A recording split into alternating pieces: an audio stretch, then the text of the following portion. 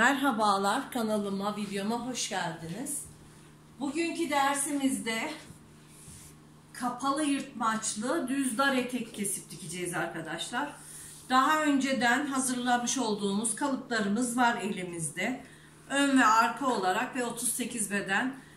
Olmayanlar için de oynatma listemde geriye dönük videolarımda temel etek kalıbı nasıl çıkartılır videolarım var arkadaşlar. Oradan bakabilirsiniz. Evet, öncelikle ön kalıbımızı yerleştiriyoruz. Tabii öncelikle kumaşımızı bir tanıyalım. Benim kumaşım böyle elimde bulunan bir alpaka kumaş. Yani ben bunu size sırf kapalı yırtmacı anlatabilmek için kullanıyorum bu kumaşı. İkiye katladım, kumaş katları burada, açık kenarlar burada.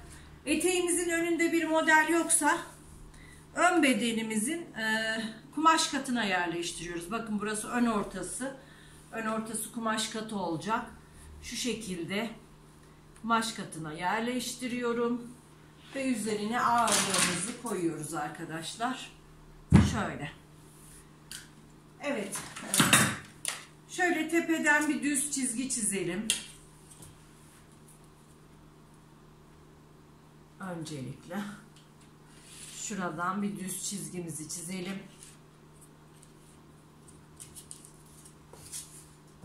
Ona göre kalıplarımızı yerleştirelim. Evet. Şimdi dikiş paylarımız ön yan dikişte 1 santim olacak. Arkada da 1 olacak. Ona göre mesafemizi ayarlayalım.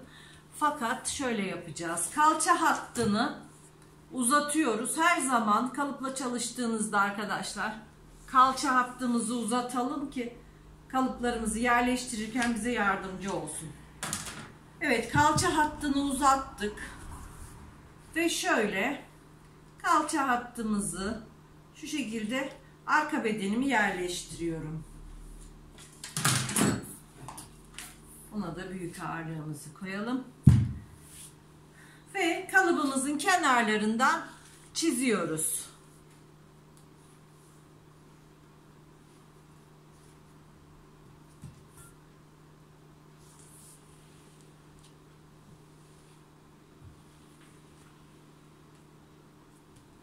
Hemen ön kalıbımı da çiziyorum.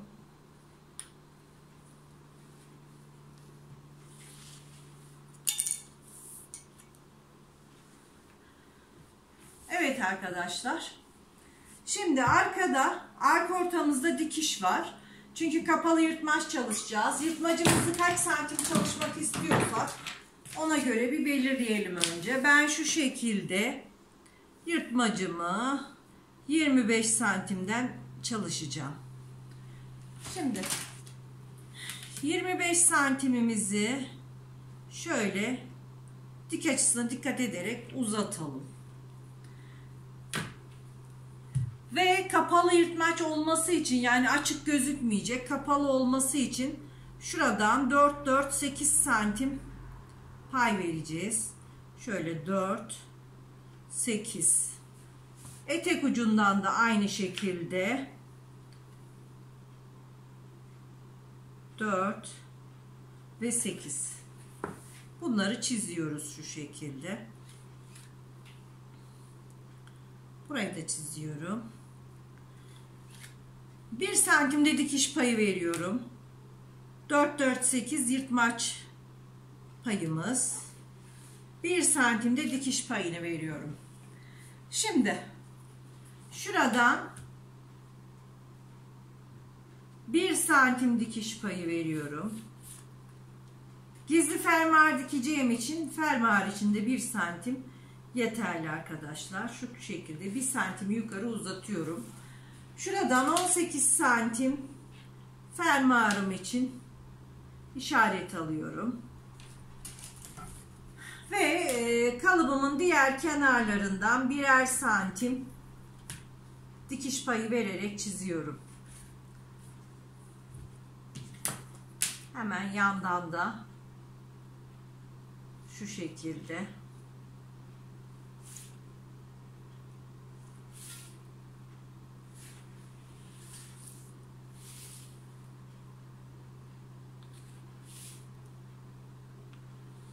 çiziyoruz. Etek ucundan ise 4 santim kıvırma payı veriyorum.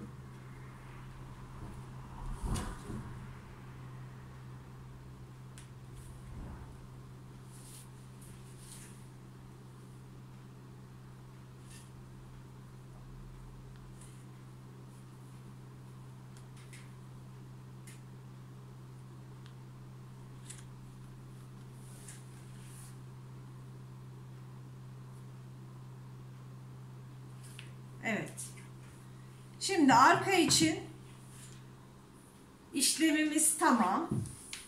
Gördüğünüz gibi arka eteğimin 4-4-8 paylarını verdim. Etek ucu için 4 santim verdim. Şimdi ön beden için dikiş paylarımızı veriyoruz.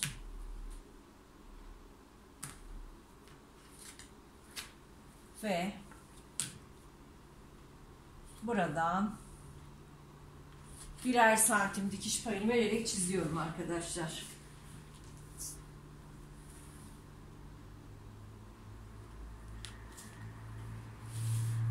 Kalça hattına kadar düz geliyor.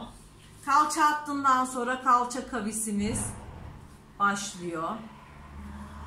Ona göre cetvelimizi kaydırarak 1 santim dikiş payını veriyoruz. Bele de öyle.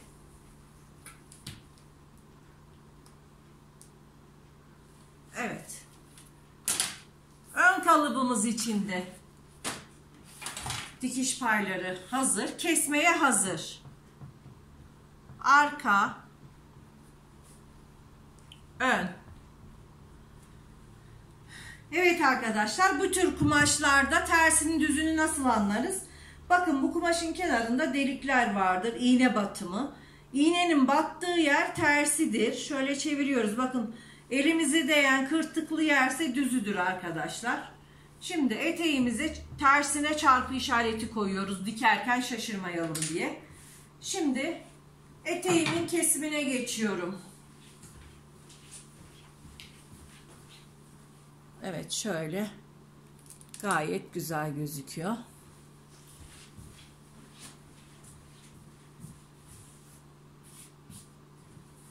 Şimdi buradan yırtmacımın üstünden 1 santim üstünden kesiyorum. Arka ortasından 1 santim dikiş payı vererek çıkarıyorum. Şuralara çıt atıyorum.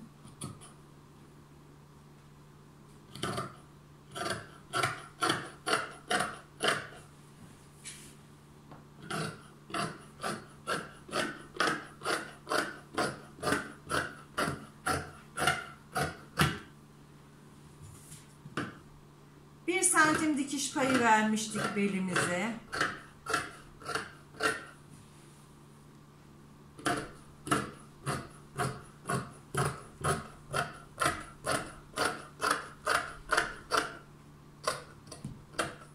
Arka eteğimizi kestik. Evet. Şimdi ön eteğimizi yandan 1 santim dikiş payı vererek dikiş payından kesiyorum. Belimizden de birer santim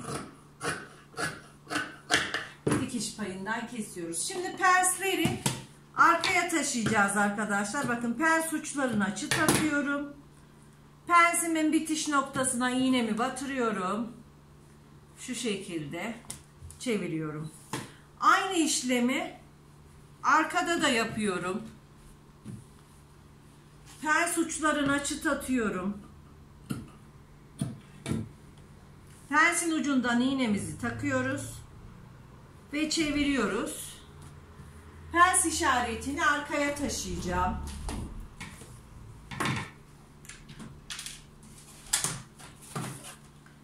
Şimdi İğnenin ucuna cetvelimi koyuyorum. Pensin ucundan aynı şekilde pensimi taşıyorum. Ön içinde aynı işlemi yapıyorum. Pensin uç kenarlarından iğne ile Pensimizi çiziyoruz. Evet arkadaşlar, şimdi gördüğünüz gibi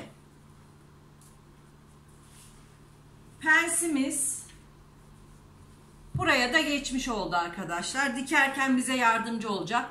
Burası eteğimin tersi. Aynı şekilde arkada da bu işlemi yaptım. Ve arkada yırtmacımı da taşıyorum. Şöyle çıt atıyorum buralara. Çeviriyorum ve arkaya taşıyorum.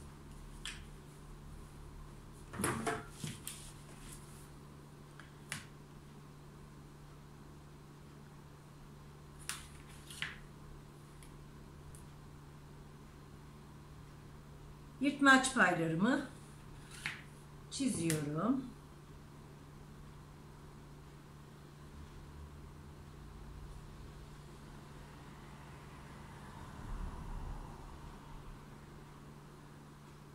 Şu şekilde. Evet. Şimdi buradan da 1 santim dikiş payımı çiziyorum. Dikerken yardımcı olsun bize diye. Evet. Gördüğünüz gibi kesme işlemimiz bitti. Şimdi makineye geçiyoruz arkadaşlar.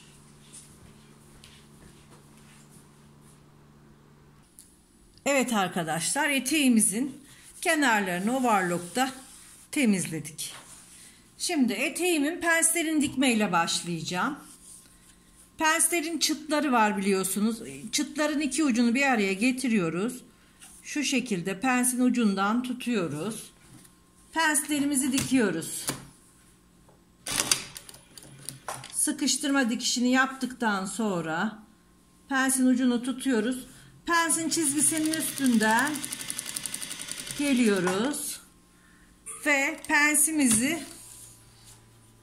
sıkı dikiş yapmıyoruz. Pensimizin ipini bağlayacağız arkadaşlar. Yani şu şekilde bağlarsak çok daha güzel olacak. Pensimizi diktik gördüğünüz gibi. Ön taraftan da bu şekilde gözüküyor. Video uzun sürmesin diye ben şimdi bütün pensleri dikip geliyorum.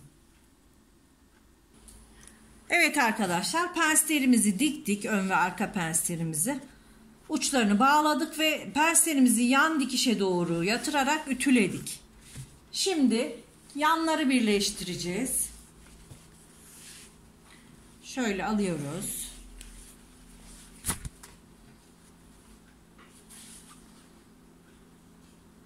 Buraya overlock çekmemişiz. Hemen çekip geliyorum. Evet arkadaşlar, şimdi eteğimin yan dikişlerini kapatacağım. Arka eteğimi alta alıyorum. Ön eteğimi üste alıyorum. Overlock dikişlerinden şöyle üst üste koyuyorum. 1 santim dikiş payımız var. 1 santimden eteğimin yanlarını kapatıyorum.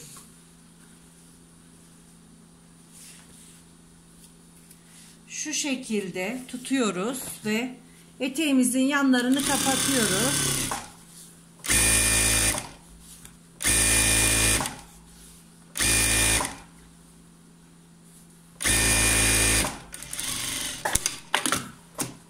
Hemen diğer yanımı kapatıyorum. Ben yan dikişlerini bitirip geliyorum arkadaşlar. Eteğimizin yan dikişlerini diktik. İkiye açarak ütüde ütüledik. Mutlaka ütülememiz gerekiyor arkadaşlar. Bu şekilde. 10 santimden kemer için kumaş kestim. Sonra 1 santim ütüde tela yapıştırdım. 1 santim ütüde kırdım. Tekrar bu şekilde kemerimizi kırdık arkadaşlar. Şimdi bu kırdığımız yerden eteğimizin kemerini iğneleyeceğiz. Tehelleyip dikeceğiz arkadaşlar. Şu şekilde 1 santimden katladık. Bakın iğnelerken penslerimizi yana doğru yatırıyoruz. Şu şekilde. Bu şekilde kemerimi iğneliyorum.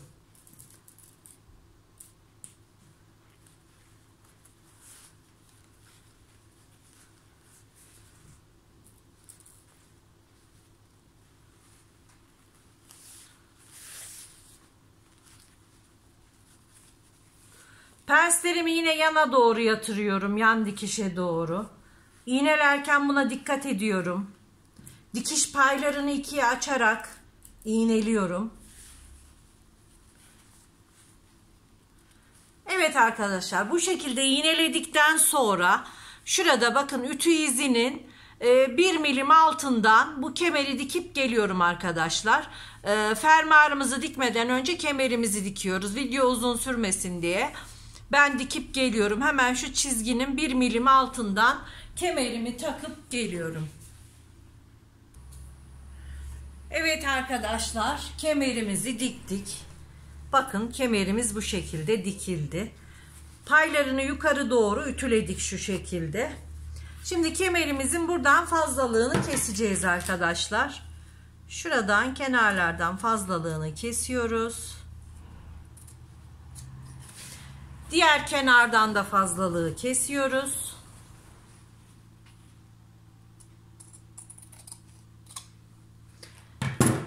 Ve gizli fermuarımızı dikeceğiz arkadaşlar. Ben de aynı renk fermuar olmadığı için böyle bir fermuar dikeceğim. Fermuarımı alıyorum. Şu şekilde bakın. Kemerimin yarısından stoperi 1 santim aşağıya gelecek şekilde iğneliyorum. Buradan fermuarımızı iğneliyoruz. Siz tel de yapabilirsiniz. Ben iğnelemeden, teyellemeden dikiyorum. Siz bu şekilde fermuarınızı iğneleyin. Sonra teyelinizi yapın. Ondan sonra dikin fermuarınızı. Şimdi bu şekilde iğneliyorum. Diğer tarafa da iğneliyoruz.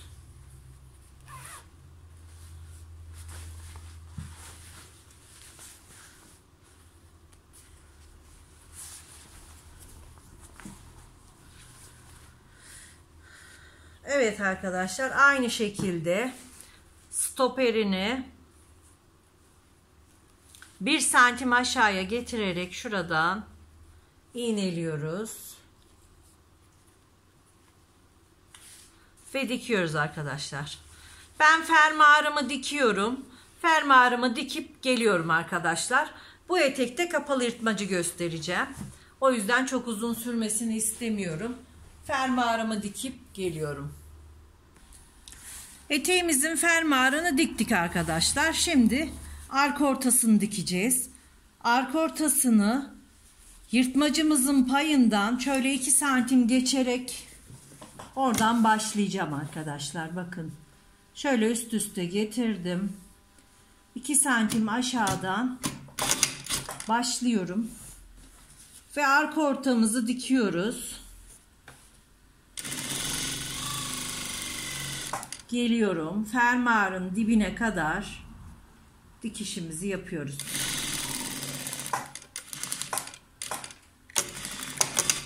Fermuarın dibine kadar diktik arkadaşlar. Bakın bu şekilde arka ortasını diktik. Şimdi eteğimi açıyorum. Şu şekilde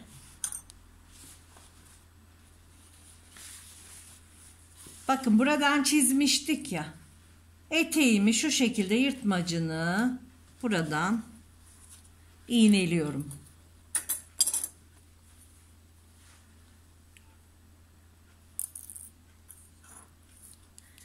Şuradan bir iğne takıyorum. Şöyle şuradan 1 santim dikiş payımız vardı. Şu şekilde iğnemi takıyorum yırtmacıma. Diğer tarafı da üstüne getiriyorum. Şu şekilde bakıyoruz. Arka ortasının devamında şöyle buradan bunu da iğneliyorum.